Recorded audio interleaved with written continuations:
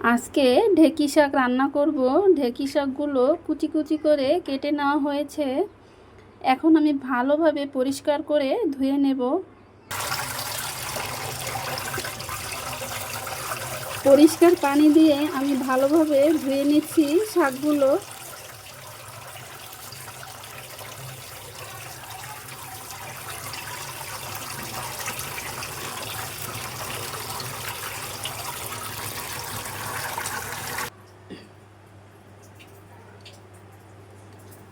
দিচ্ছি পেঁয়াজ কুচি আর কাঁচা জাল দিয়ে দিলাম।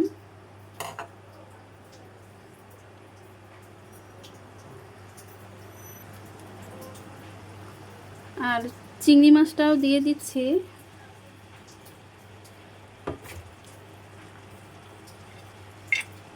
দিচ্ছি রসুন কুচি।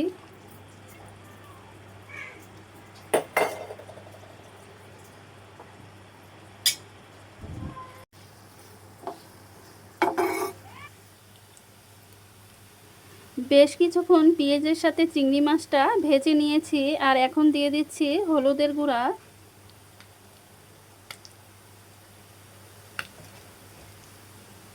দিয়ে দিচ্ছি লবণ, আর এখানে দিয়ে দিচ্ছি নারকেল বাটা। এর সাথে কিন্তু নারকেল বাটা দিলে ঢেঁকি শাকটা খেতে কিন্তু খুবই মজা হয়। নারকেলের দুধ বা নারকেল বাটা, তো আমি নারকেল বাটাই দিয়ে দিচ্ছি।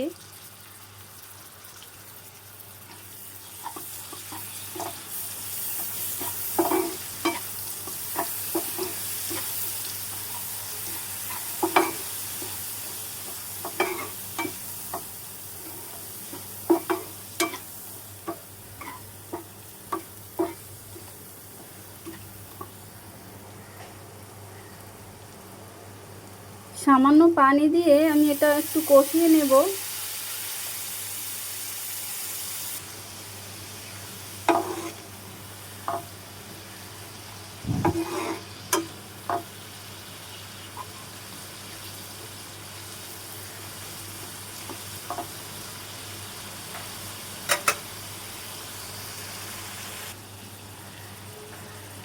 এখন ঢেঁকি শাকগুলো দিয়ে দিচ্ছি।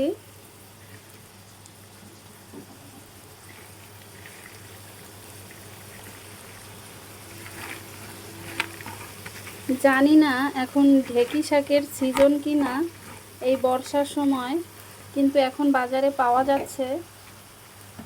সব সময় আবার বাজারে ঢেঁকি শাকটা পাওয়া যায় না।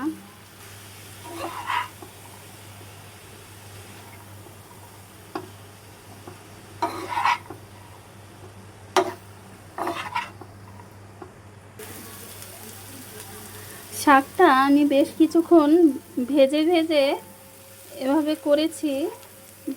শাকের ভিতর থেকে একটু একটু তেল বের হয়ে গেছে। এখন শাকটা নামিয়ে নেব। সুন্দর একটা সুঘ্রাণ ঘরে ছড়িয়ে গেছে। এখন চুলাটা বন্ধ করে দিচ্ছি।